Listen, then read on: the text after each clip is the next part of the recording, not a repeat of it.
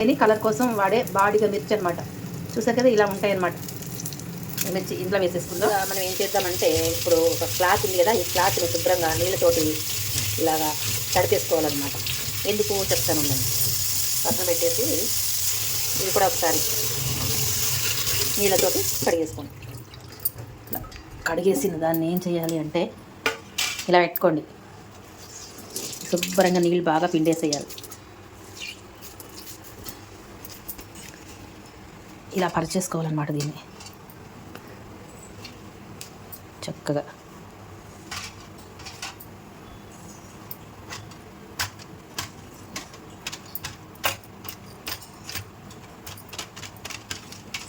పరుచుకుని మనం ఇడ్లీ పిండిని ఇందులో వేసుకుందాం. ఒక బిగ్ ఇడ్లీ కోసం ఇలా వేస్తున్నాం అనమాట. వాసన పోలు అంటారు చూసారా, వెనకటి రోజుల్లో మన అమ్మమ్మ, తాతమ్మ, నానమ్మ, అమ్మ వాళ్ళందరూ చేసేవాళ్ళు చూసారా, వాసన పోలని. అదనమాట. ఇదిగోండి, దీంట్లో ఇడ్లీ పిండిలో జీలకర్ర వేసుకోండి, అరుగుదల బాగుంటుంది అనమాట. చక్కగా ఇలా ఉండి ఇలా వేసేసుకోవాలి. దీంట్లో ఇంకా సోడా కానీ ఏమీ వేయలేదండి. ఇలా వేసి చక్కగా ఇలా పరిచేసుకోండి. చక్కగా జంబో ఇడ్లీ ఇట్లా వేసేసుకున్నాం కదా. ఇప్పుడు ఈ క్లాత్ ఉంది కదా, దీన్ని ఇట్లా పరిచేసేయండి. ఇట్లా కప్పేయాలన్నమాట, కవర్ చేసేయాలి. దీనికి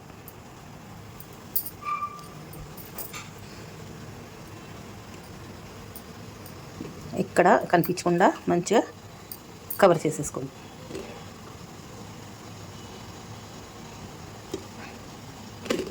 ఇలా కవర్ చేసేసి ఇప్పుడు మనం దీన్ని ఆవిరి మీద పెట్టి ఉడికిస్తే ఎలా ఉంటుంది, ఉడికిన తర్వాత చూపిస్తాం.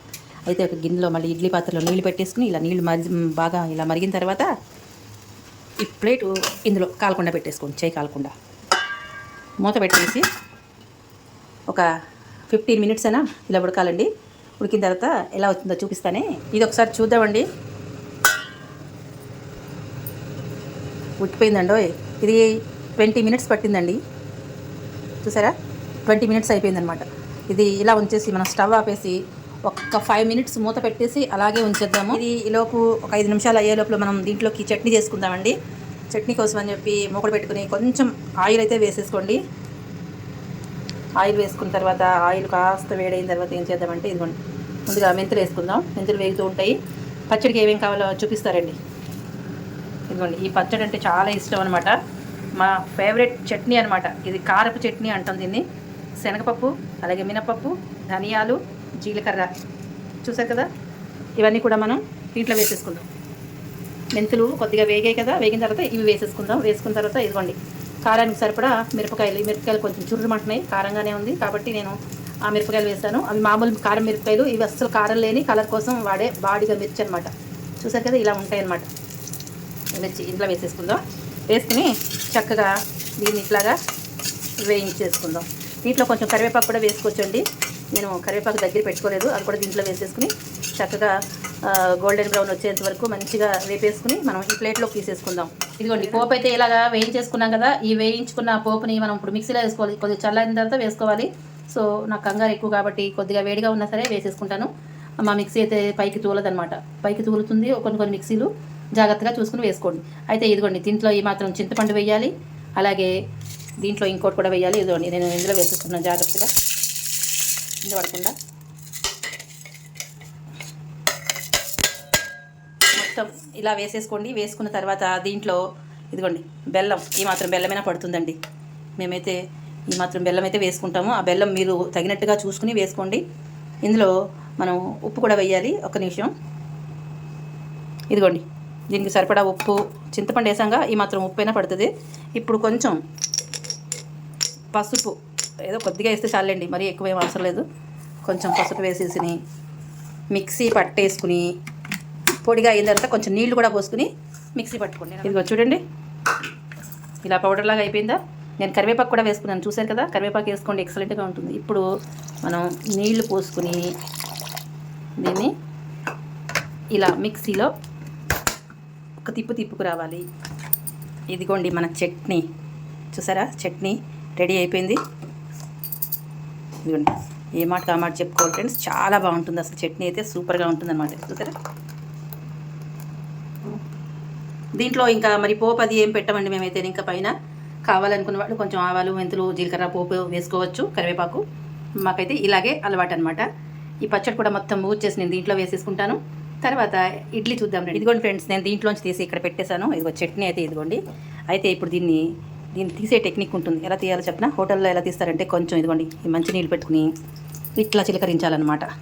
నీళ్ళు వేడిగా ఉంటుంది కదండి, ఇలా నీళ్లు చిలకరించి అప్పుడు మనం దీన్ని తీసేసి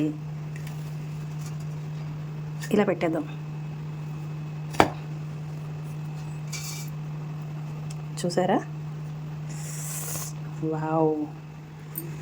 ఇప్పుడు దీన్ని ఏం చేద్దామంటే ఈ ప్లేట్ తీసుకుని ఇలా పెట్టి ఇలా, చూసారా వాసన పూలు రెడీ అయిపోయింది. ఇవన్నీ తీసేసి ఇంకా ఇక్కడ పెట్టేద్దాం. ఇదిగో చూడండి, వాసన పూలు రెడీ అయిపోయింది. చూసారా, వేడి వేడి వాసన పూలు. ఇందు మీద నెయ్యి వేసుకుని కారపొడి వేసుకుని తింటే సూపర్గా ఉంటుంది.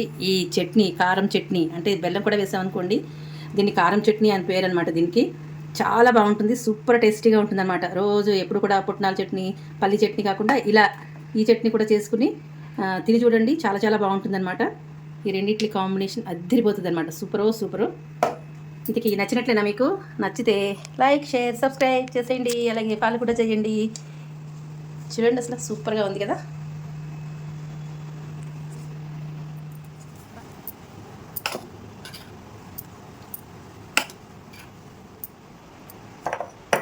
ఇక్కడ పొడి వేసుకోవాలన్నమాట. ఇదిగోండి, సూపర్గా ఉంటుంది నువ్వుల కారం. ఫాలో కూడా చేయండి.